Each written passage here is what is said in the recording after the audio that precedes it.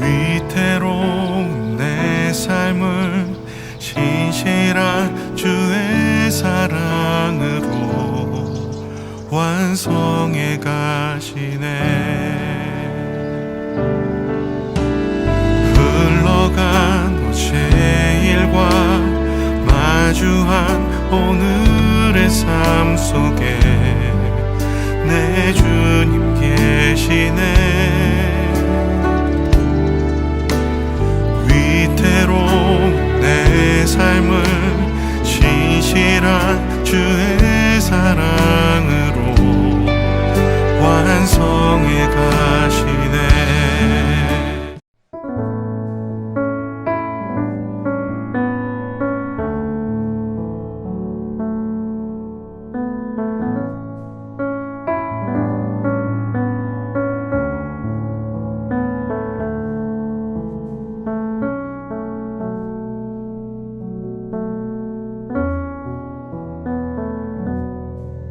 그 후에 바울이 아덴을 떠나 고린도에 이르러 아굴라라 하는 본도에서 난 유대인 한 사람을 만나니 글라우디오가 모든 유대인을 명하여 로마에서 떠나라 한 고로 그가 그 안에 브리스길라와 함께 이달리아로부터 새로 온지라. 바울이 그들에게 감해 생업이 같으므로 함께 살며 일을 하니 그 생업은 천막을 만드는 것이더라. 아멘. 오늘도 축복합니다. 사랑합니다. 자, 오늘 우리 로마 제국 7번째 시간이에요. 로마는 사실 참 할 말 많아요. 그리고 제가 전에도 말씀드린 것처럼 다른 그리스라든지 바벨론이라는 그런 제국과 달리 이 로마에 관한 기록물이 참 많이 남아 있습니다. 그리고 더 우리가 이 눈여겨보고 주목할 수 있는 까닭이 이 성경, 신약 성경의 초반부, 우리가 이제 초대교회라고 이야기하죠. 초대교회 시대하고 이 로마 시대하고 상당히 밀접한 그런 관계를 갖고 있기 때문에 우리가 로마를 알면 알수록 초대교회의 그 상황과 그들이 가지고 있었던 고민, 그리고 그 고난의 끝에 그들이 바라고 구했던 이 소망의 구원에 대한 소망, 열망, 그런 것이 어떤 것인지를 오늘을 살아가고 있는 우리도 다시 한번 상기시켜 볼 수 있다는 사실이죠. 오늘 이 말씀을 통해서 저와 여러분의 삶 속에 침체됐던 믿음이 다시 일어나기를 간절히 소원합니다. 로마 제국이라고 하면 아마 제일 전성기 때가 아마 이쯤 될 겁니다. 기원 후 117년경 이 로마 제국이 지중해와 온 유럽, 저 아시아에 이르기까지 많은 지역을 다스리면서 제국으로서 다스리면서 전성기를 구가하고 있었습니다. 그러나 그렇다고 해서 위기가 없었던 건 아니에요. 어려움이 없었던 것 아니에요. 어떻게 보면은 세상의 중심이기도 한 나라가 바로 로마였습니다. 그런 측면에서 보면은 한 중심, 축을 이루는 그 강력한 힘이 무너지거나 기울어지면 자칫 모든 세상에 영향을 미칠 수 있습니다. 지난 시간에 어떤 위기가 있었습니까? 로마 제국의 권력의 핵심, 바로 누구죠? 황제죠, 황제. 왕이 흔들리면 안 돼요. 칼리굴라라는 임금이 그만 암살당해 죽어버리고 말았어요. 왕이 죽으니까 그야말로 로마 제국 전체가 흔들거릴 수밖에 없었어요. 왕이 죽었다는 것은 로마에만 국한된 문제가 아니라 다른 세계에도 영향을 미칠 수 있는 아주 큰 위기였다라는 것을 우리가 알 수 있습니다. 물론 왕은 아니었지만은요, 로마가 황제의 시대로 접어들기 위해서 털을 닦은 한 사람이 있었죠. 카이사르, 시저. 이 시저가 뭐 황제나 다를 바 없는 권력을 가지고 있었어요, 사실은. 자, 이 카이사르가 암살된 때가 기원전 49년 1월 10일입니다. 그런데 우리 지난 시간에 함께 살펴봤던 칼리굴라라는 이 황제가 세 번째 임금이었어요. 이 칼리굴라라는 이 황제가 암살된 때가 기원 후 41년 1월 24일. 그러니까 한마디로 말하면 거의 100년 만에 왕이 암살된 거예요. 그런 상황 가운데 황실은 발칵 뒤집어졌고요. 또 이 귀족들, 우리로 말하면 이제 국회의원들이죠. 국회의원들은 술렁거리기 시작했습니다. 어떻게 하지? 어떻게 하지? 이제 다음은 어떻게 하지? 그런 이제 생각으로 계산이 복잡해지기 시작한 거예요. 이 왕실 근위대가 왕실을 막 이잡듯이 뒤지는 거예요. 왜 그랬을까요? 궁금하죠. 왕을 죽인 왕실 근위대가 왕실을 이잡듯이 뒤져요. 왕실 근위대에 의해서 칼리굴라가 죽었어요. 그럼 왕족들은 왕실 근위대가 우리를 발견하면 우리도 죽일 수 있겠다라는 생각이 드니까 도망치기 시작했어요. 도망치기 시작했는데 그 중에 한 사람이 도망가지 못하고 그냥 벌벌벌벌 떨고만 있는 거예요. 그걸 이 왕실 근위대가 찾아냅니다. 그 벌벌벌벌 떨고 있었던 사람이 바로 로마의 네 번째 황제가 되는 글라우디오를 발견합니다. 여러분, 글라우디오는 이 칼리굴라, 암살당했던 칼리굴라의 삼촌입니다. 그리고 그때 나이가 50세였어요. 이게 나이도 꽤 많았죠. 우리 예상과 달리 왕실 근위대가 황제를 죽이고 나서 왕실을 발칵 뒤집어 놓고 왕족을 찾아다닌 까닭은 왕이 될 사람을 찾은 거였어요, 사실은. 그러다가 미처 도망가지 못했던 이 글라우디오를 발견하고 네가 왕해라 하고, 참 아이러니하죠. 예, 모순적이에요. 이 왕실 근위대가 글라우디오를 왕으로 추대하니까요, 원로원은 또 계산법이 또 복잡해지는 거예요. 안 그래도 지금 정신이 없어 죽겠는데 왕실 근위대가 새로운 임금으로 추대한 인물이 사실은요, 그렇게 인기 많지 않았던 사람이었던 거였죠. 왜냐면은 이 사람이 혈통으로는 거의 완벽에 가까웠어요. 피 찾는 거 쉽다고 말씀드렸어요? 어렵다고 말씀드렸어요? 어려워요. 2대 황제였던 티베리우스의 피와 옥타비아누스의 피를 조금씩 섞어서 가지고 있었기 때문에 거의 완벽에 가까운 인물이 바로 클라우디오인데, 문제는 뭐냐면요, 이 클라우디오가 육체적으로는 좀 연약한 부분이 있었어요. 왜냐하면 어려서 소아마비를 앓았습니다. 그래서 소아마비를 앓다 보니까 발을 좀 끌어요. 소아마비에 대한 장애가 좀 남아 있어서 기록에 따르면은 이 글라우디오가 막 황제가 연설할 기회가 좀 있지 않겠습니까? 막 연설을 하다 보면은 이게 입을 제대로 다물지를 못해갖고 침이 거품처럼 막 이 수염에 막 흘러내렸다 하는 그런 기록이 있을 정도로, 어떤 측면에서는 약간 이 사람이 외적으로만 봤을 때는 좀 모자르지 않은가라는 그런 생각이 들 정도로 원로원들의 입장에서는 조금 탐탁지 않은 인물이기도 했어요. 그런데 이게 오히려 그래서 왕실 근위대가 이 사람을 왕으로 추대하기엔 딱 좋은 경우였어요. 너무 완벽해도 안 된다. 예, 왜 그럴까요? 너무 완벽하니까 피곤하더라. 그리고 너무 모자라도 안 된다. 너무 모자르니까 어떻게 돼요? 미치고 환장하겠더라.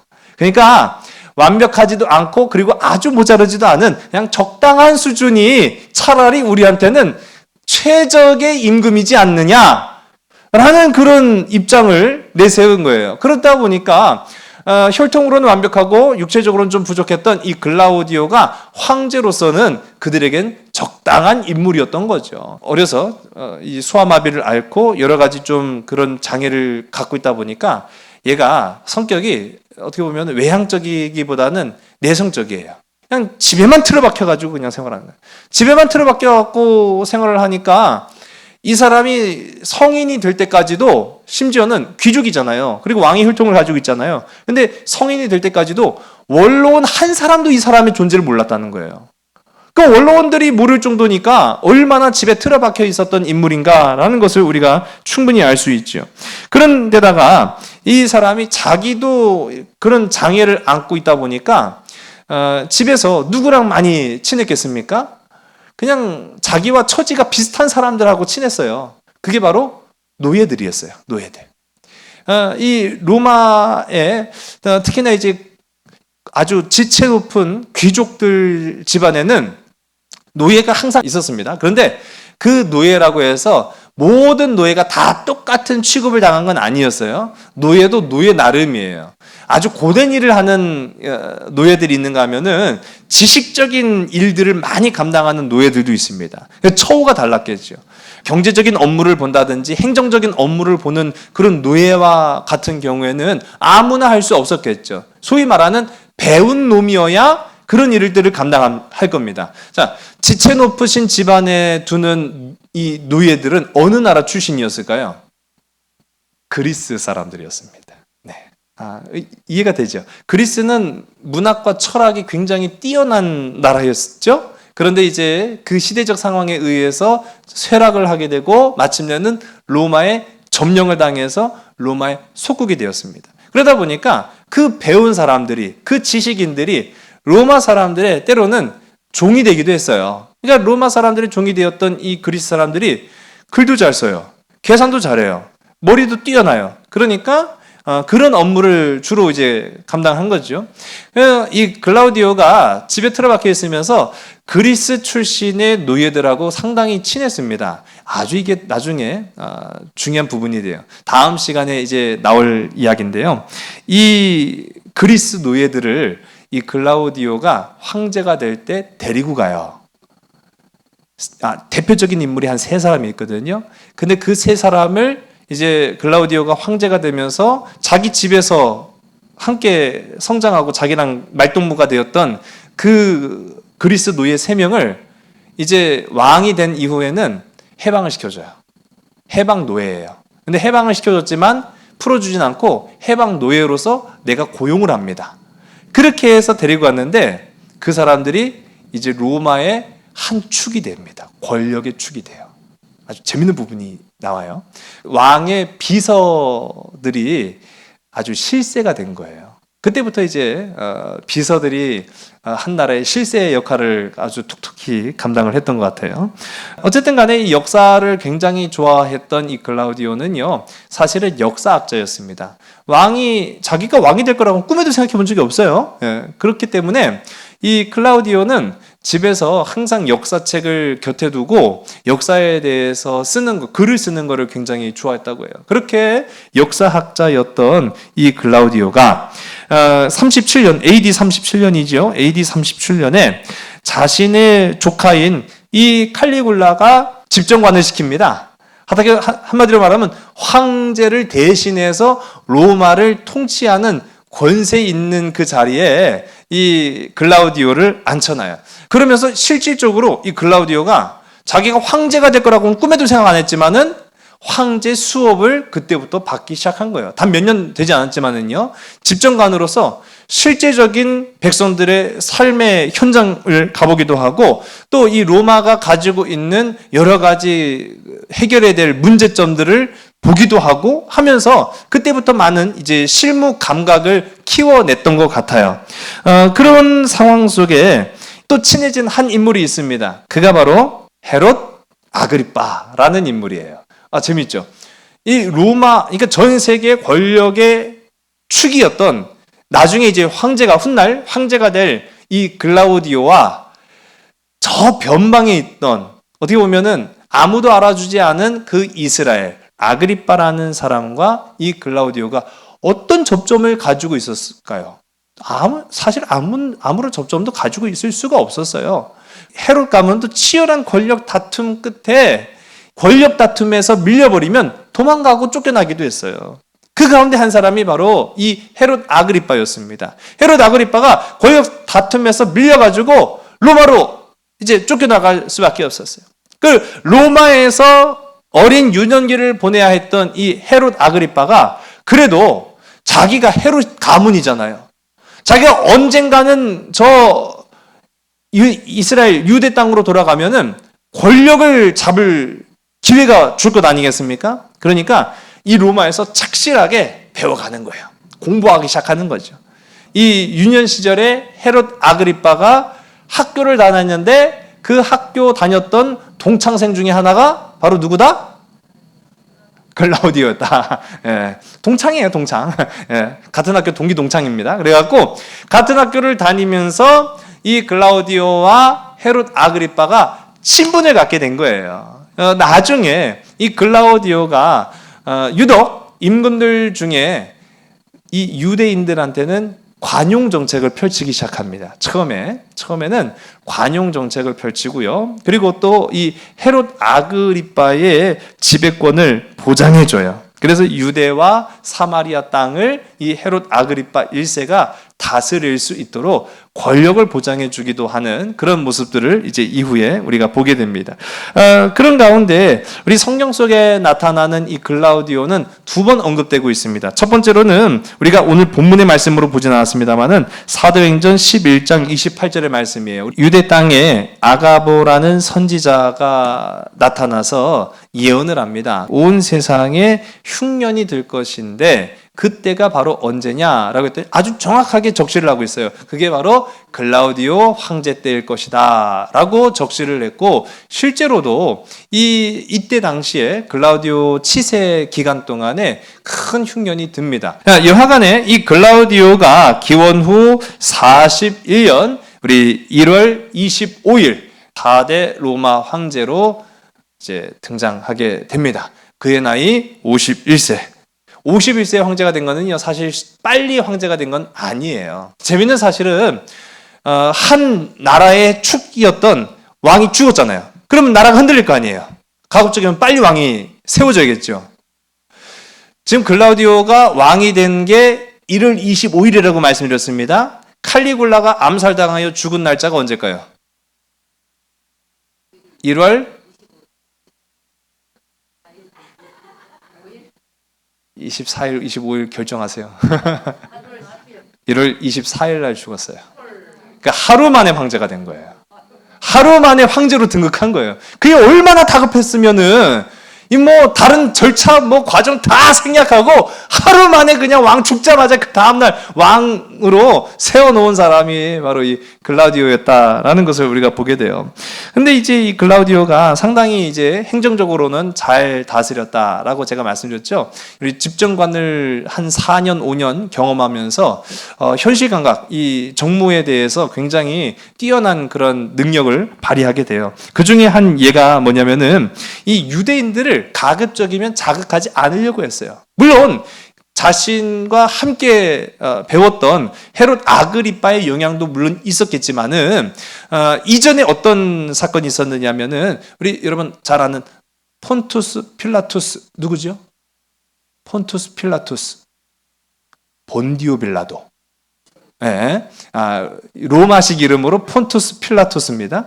이 폰투스 필라투스가 이스라엘의 총독으로 있을 당시에 어떤 일이 있었냐면은, 제가 지난 시간에 말씀드렸죠. 로마는 이 군대가 이 로마를 상징한다. 그리고 그 로마 군대를 상징하는 것은 딱 하나, 뭐가 있었죠?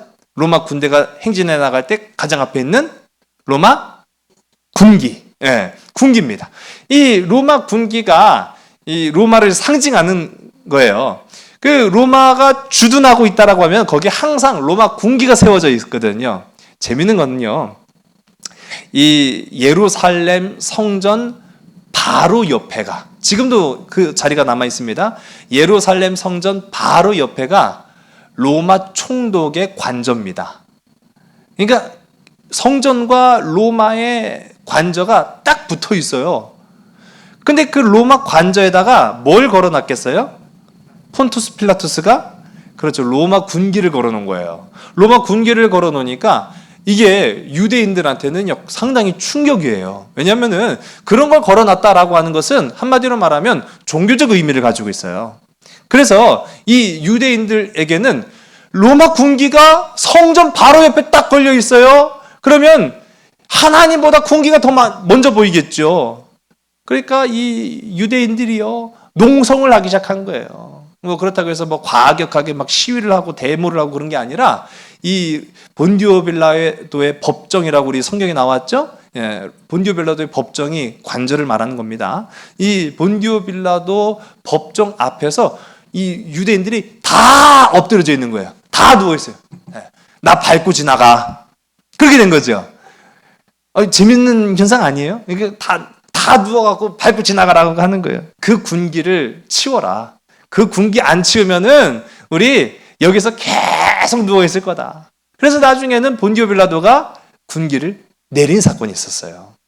근데 그 이후에 또 어떤 사건이 있었습니까? 칼리굴라라는 이 사이코패스 왕이 전 로마 제국의 로마 본토뿐만 아니라 이 로마가 다스리는 모든 지역에 이 자신의 형상을 띠고 있는 동상을 세워놓고 나를 경배해라.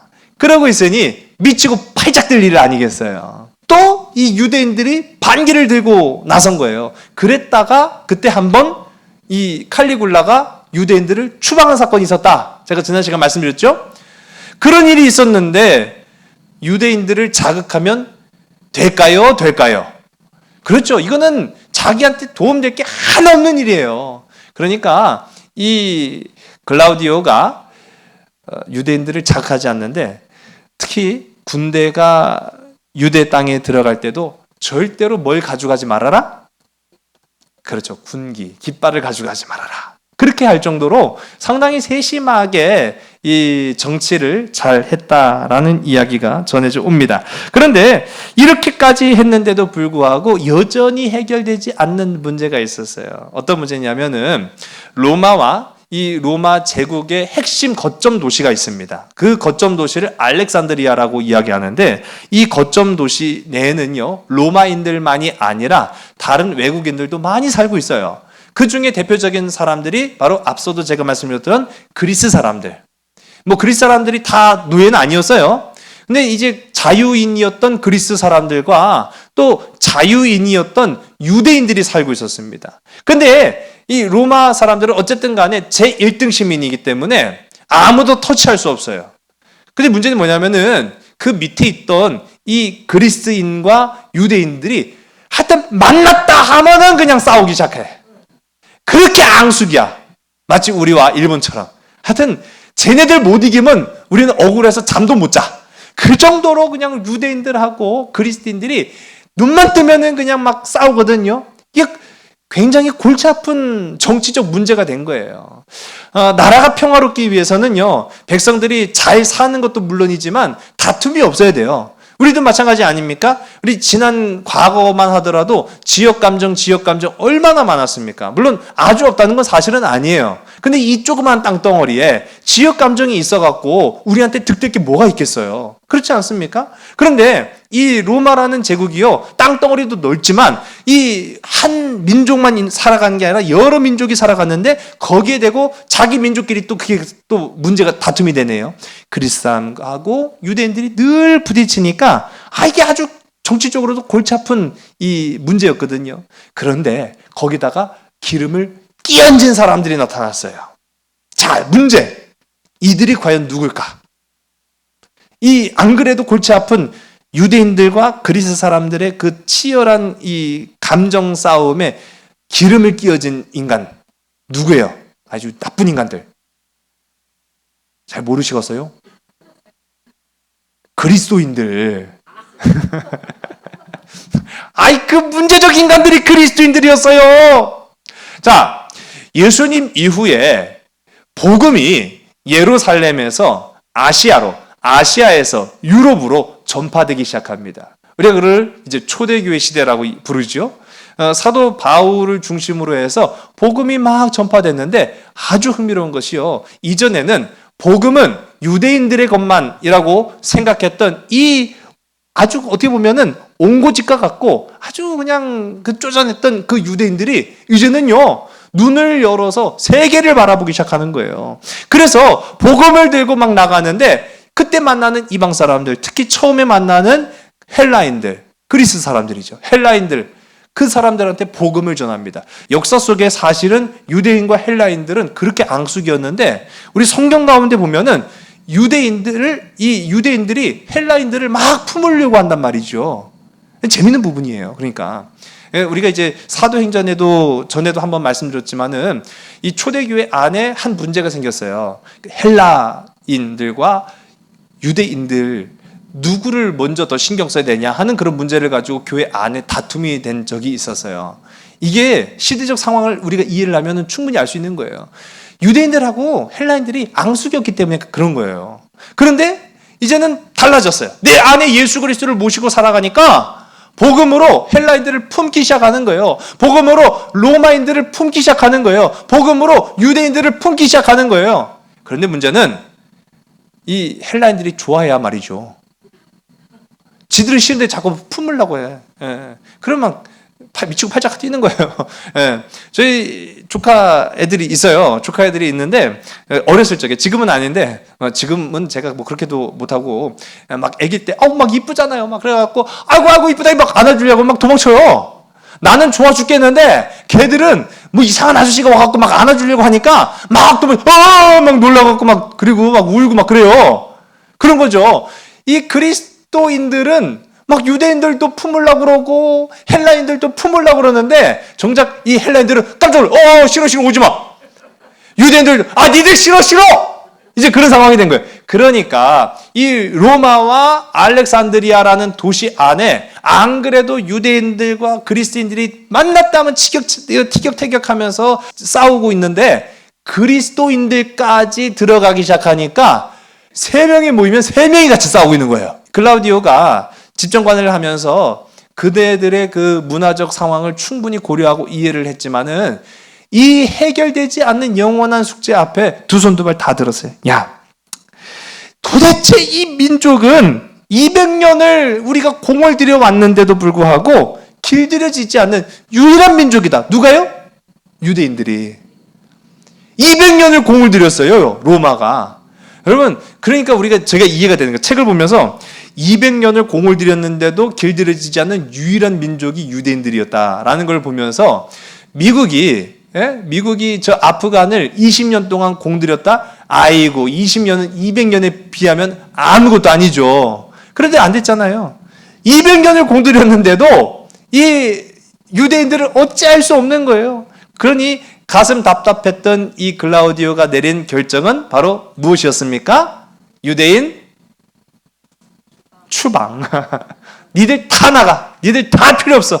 니들 다 나가라. 그렇게 해서 유대인들을 추방하게 됩니다. 자, 이 유대인들을 추방한 결과가 우리 오늘 본문 말씀 가운데 나타나죠. 우리 2절의 말씀입니다. 우리 화면 보시고 하겠습니다. 시작. 아골라라는 본도에서 난 유대인 한 사람을 만나니 클라우디오가 모든 유대인을 명하여 로마에서 떠나라 한 고로 그가 그 아내 브리스길라와 함께 이달리아로부터 새로 온지라 바울이 그들에게 가매. 아멘. 자, 아주 재밌습니다. 여기 보면은 이 본도라고 하는 것은 로마를 의미하는 거예요. 이 이달리아도 이제 로마를 의미하는 그런 부분이 있죠. 브리스길라와 아굴라 이 부분은요, 사실은 유대인이지만 단 한 번도 유대를 경험해 본 적이 없었던 사람들이에요.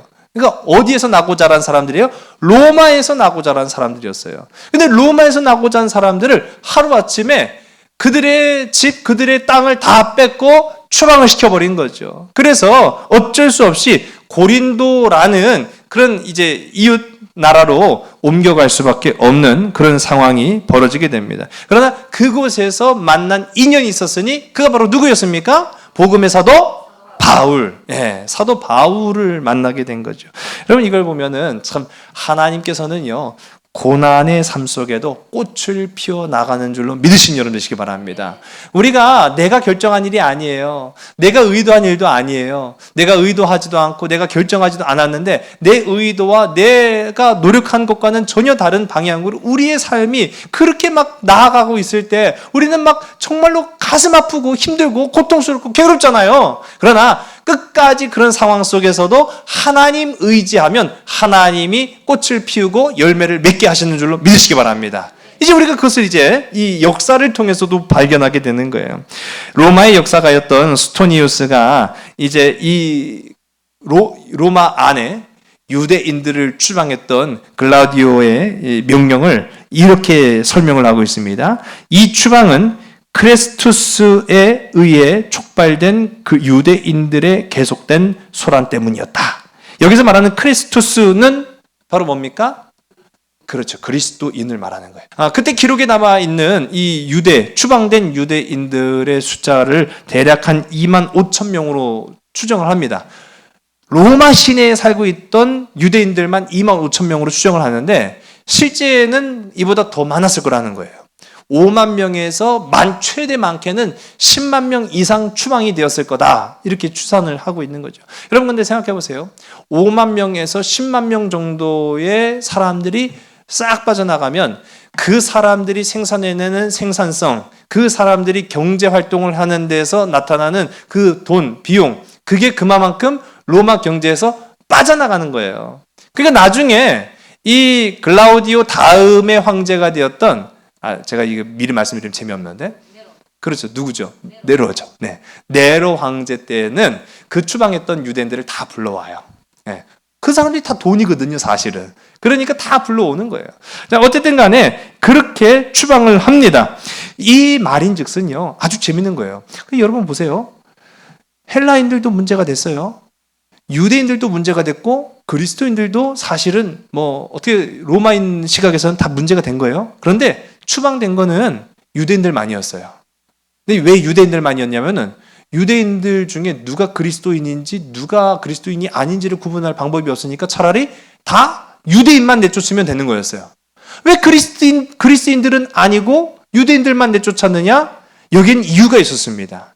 그 이유를 어디서 발견하냐면요, 바로 예수 그리스도 때문이었다라는 거죠. 이 글라우디오는 기독교인들에 대한 관심을 갖고 있었어요, 사실. 그리고 그 기독교인들이 누구를 믿는다라는 걸 알고 있었어요? 그렇죠. 예수 그리스도. 이 예수 그리스도라는 사람이 굉장히, 사실은 우리가 지금이야 예수님 하면은 소위 말해서 우리 기독교인들이나 믿는 그런 전능하신 하나님의 아들, 독생자, 그렇게 우리가 알고 있지만 그 시대에는 조금 달랐어요. 아니, 굉장히 신비한 인물인 거예요. 굉장히 한 신비한 인물이 자신은 신이 되어서 온 세상에 평화의 구세주가 되었고, 또 만왕의 왕으로 오셨고, 십자가에서 죽으셨는데 사흘 만에 어떻게 되셨어요? 부활하셨다는 거예요. 이런 믿기 어려운 일들이 지금 로마 안에 저 그리스도인들로 통해서 전파되어 온 거예요. 그래서 누구의 귀까지 들어간 거예요?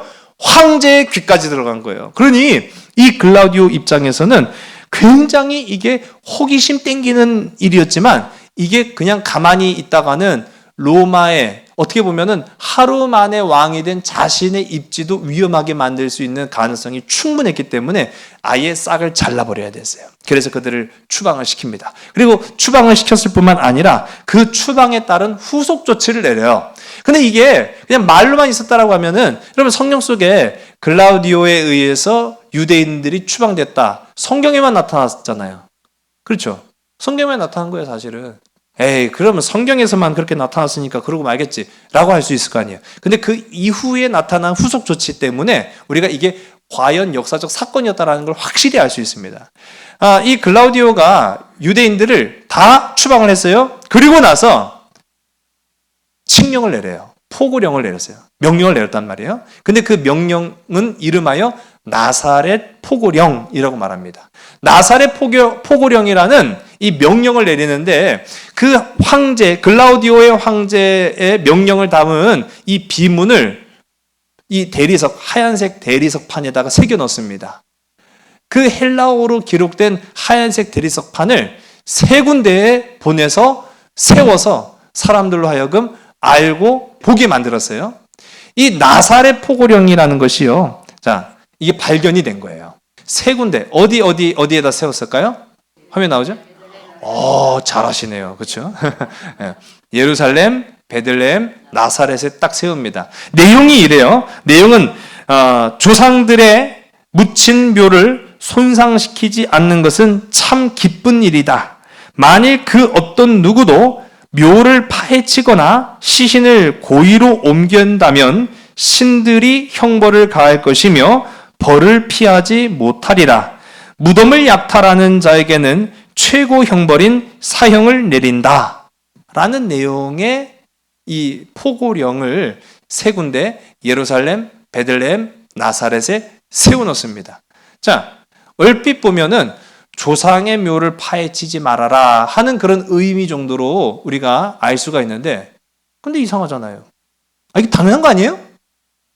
우리가 묘를 이장하는 문화가 있으면 모르겠지만 이스라엘은 사실을 묘를 이장하는 문화 그런 것까지는 없어요.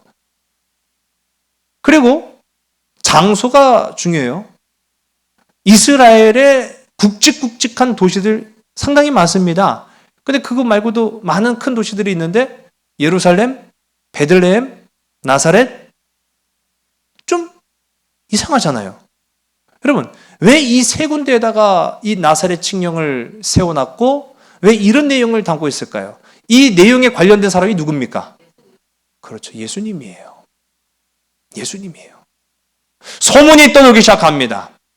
예수 그리스도가 죽었으나 사흘 만에 그 무덤에서 다시 살아났는데 무덤을 봤더니 무덤 문은 열려있고 그 안에 있어야 할 시신은 없더라. 그러니 발칵 뒤집어진 거예요. 이게 그냥 해프닝으로 끝날 게 아니라 로마의 황제의 귀까지 들어간 사실인 거죠. 그러니까 이 글라우디오 입장에서는 그런 가설을 세워볼 수가 있어요. 만일 그리스도인들이 죽은 자를 파헤쳐서 시신을 옮겨놓고 다시 부활했다. 그렇게 말할 수도 있지 않느냐? 그 첫 번째랑 두 번째는 진짜 예수 그리스도가 다시 살아났을 수도 있지 않느냐라고 하는 두 가지 이 입장에서 헷갈리는 거예요. 그리고 두려워지기 시작한 거죠. 진짜 그가 만왕의 왕이라면 나는 어떻게 되지? 라는 그런 두려움에 사로잡히니까 안 되겠다.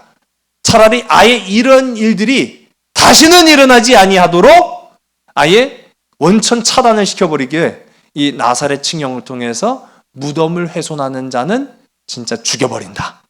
그리고 그 대표적인 장소가 예수님이 주로 활동하셨던 예루살렘, 베들레헴, 나사렛이라는 세 군데에 그걸 보낸 거죠. 여러분 지금 이 보시는 이 나사렛 칙령은요, 1878년에 독일의 고고학자 프로노가 유대인 골동품 상한테 구한 거예요. 그랬다가 이제 이거를 다 해석하지 못하고 그만 이제 죽고 말았습니다. 근데 이 해석하지 못했던 이 비석을 이후에 1931년에 고소학자였던 이 쿠모트라는 사람에 의해서 세상에 이제 알려지게 된 거예요. 지금 현재 이 나사렛 칙령 이 비문은 프랑스에 있는 루브르 박물관에 있어요. 이상하죠. 무슨 독일 사람이 발견하고 뭐 실제로 있는 거는 프랑스에 있고 이스라엘에 있어야 될 게 막 왔다 갔다 돌아다니고 막 그런 좀 이상하긴 하지만 어쨌든 간에 이게 실제로 발견되면서 이제 우리가 확실히 안 거예요.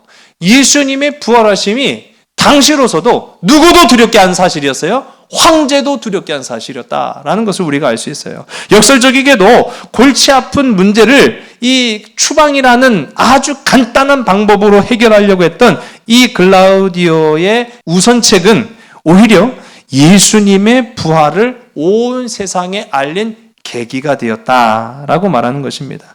여러분, 십자가의 사건을 오늘도 저와 여러분의 삶 속에 새기며 살아가는 복된 우리 모든 믿음의 지체들 되기를 간절히 소원합니다. 여러분, 명답이 곧 정답은 아니라는 사실을 기억하시기 바랍니다. 여러분, 왜 명답이 곧 정답이 아니냐고요? 당시 세계에 로마라는 존재가 명답이었어요. 로마가 하면 답이 되는 거예요. 그러나 모든 시대를 통틀어서 가장 큰 정답이 된 분은 바로 살아계신 하나님이었다는 사실이죠. 구주의 흘리신 보혈의 십자가였다라는 사실입니다. 예수 그리스도의 은혜가 바로 모든 인생, 모든 세대를 통틀은 우리 모든 인생의 정답이 되었다라는 것이죠. 여러분, 우리 로마 시대에 유대인들은 사실은 어떻게 보면은 우선적인 것이 하나도 없었어요. 모든 인생의 계획을 사실 차선으로 두고 살아가야 할 수밖에 없었던 그런 삶을 살았습니다. 그럼에도 불구하고 차선 속에서 최선을 다해 살았던 그리스도인들, 그 사람들이 바로 십자가의 사람들이었다라고 성경은 말하고 있어요. 하나님은요, 위대한 것을 향한 열망을 주시기 위해 때로는 우리가 저차원적인 우리의 꿈을 깨뜨리기도 하신다라는 거죠. 여러분, 추방이라는 것은요, 한 개인 또 그 가정에는 말할 수 없는 가슴 아픈 그런 고통임에는 틀림이 없을 겁니다. 브리스길라와 아굴라가 그랬어요. 글라우디오 입장에서도요, 하루 만에 자기가 왕 될 거라고는 생각도 못했을 거 아니에요. 그러니 늘 불안한 삶 속에서 살아갔던 거죠. 때로 우리도요, 내가 가지고 있는 꿈이 깨질 수 있어요. 마치 글라우디오에 의해서 추방됐던 저 브리스길라와 아굴라처럼 내가 가지고 있던 꿈, 내가 가지고 있던 소망, 내가 가지고 있던 계획들이 깨질 때가 있어요. 그런데 그 계획 속에서도, 그 깨어진 삶 속에서도 주님과 동행하면 그 깨진 꿈은 하나님의 위대한 꿈으로 바뀔 수 있다라는 사실입니다. 오늘 저와 여러분의 삶 속에서 내 깨진 꿈 속에서도 하나님을 끝까지 포기하지 않고 의지하는 복된 우리 모든 믿음의 지체들, 우리 사랑하는 우리 삼손 가족들이 다 되시기를 주님의 이름으로 간절히 소원합니다. 기도하시겠습니다. 아버지 하나님, 주님의 이루신 놀라운 사랑, 그 십자가의 사랑이 역사 가운데 관통하여 지금에까지 흐르고 있음을 우리가 보게 됩니다. 오늘도 우리가 하나님의 위대한 사랑 가운데에서 비록 내 생각대로, 내 뜻대로, 내 판단대로 되어지지 않고 깨어진 꿈일지라도 끝까지 포기하지 아니하고 주님과 동행하여 위대한 하나님의 꿈을 이루는 복되고 아름다운 우리 모든 삼손 가족, 모든 믿음의 지체들 다 되게 인도하여 주시옵소서. 이제 다가오는 추석 명절들 가운데에서도 우리의 영과 육을 주님께서 다스리시고 주장하여 주실 줄로 믿습니다. 영육이 강건케 하시고 마음의 근심과 두려움 아버지 사라질 수 있도록 주님께서 우리 모든 각 가정 위에도 주님 동행하여 주시옵소서. 모든 것을 주께 온전히 의탁하오며 참사랑 되시는 예수 그리스도 이름으로 감사하며 간절히 기도드려사옵나이다. 아멘.